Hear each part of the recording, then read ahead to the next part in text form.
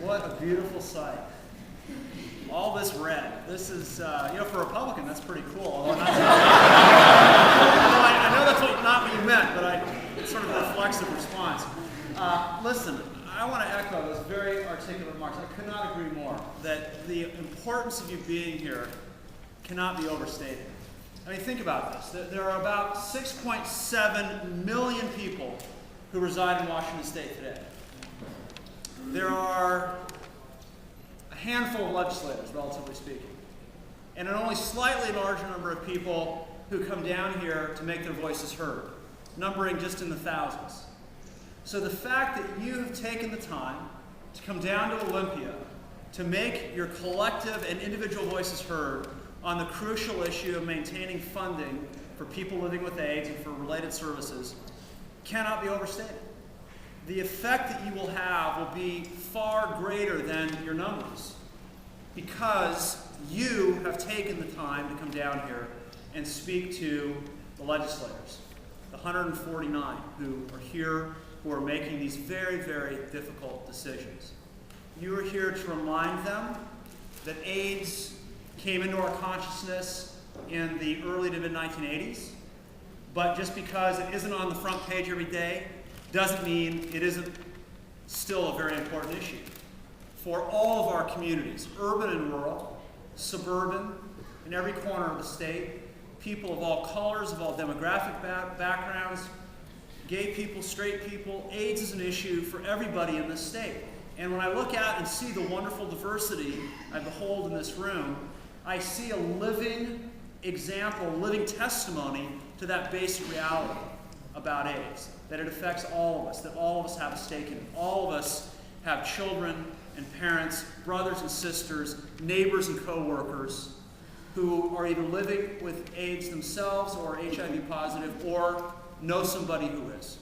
So my first message to you is that it's crucially important that you took the time. I want to validate and affirm for you that your coming here is extremely important and moreover effective.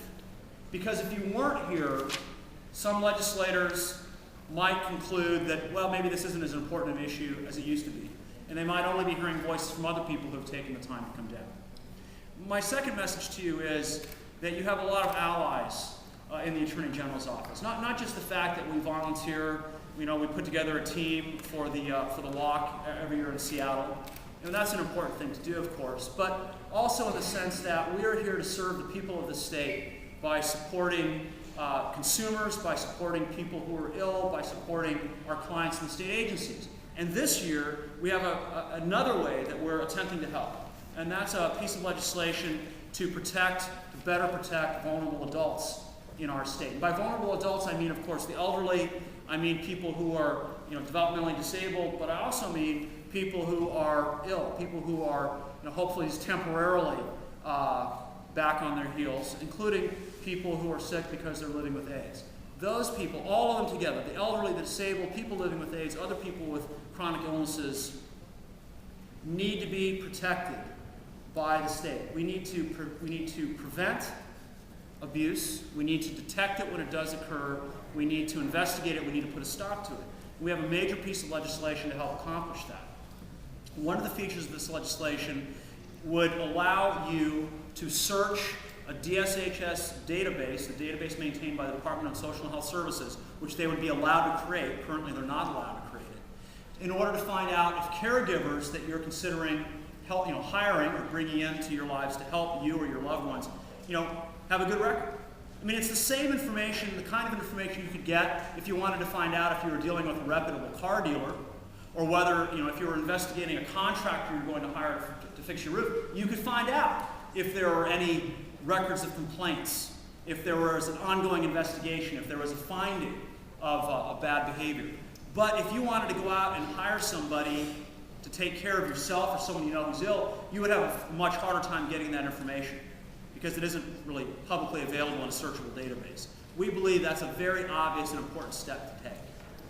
So in the Attorney General's office, we're looking for ways to protect the most vulnerable in our society.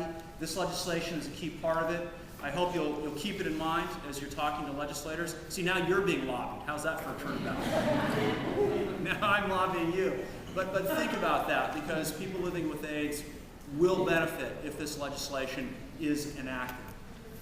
Moreover, again, thank you very, very much for being here, for caring enough, for not letting this issue fade into obscurity, for reminding policymakers, but in a larger sense, everyone in Olympia, this is an issue that we not only need to continue to care about, but we must continue to care about and must continue to adequately fund. Thank you very, very much for coming down.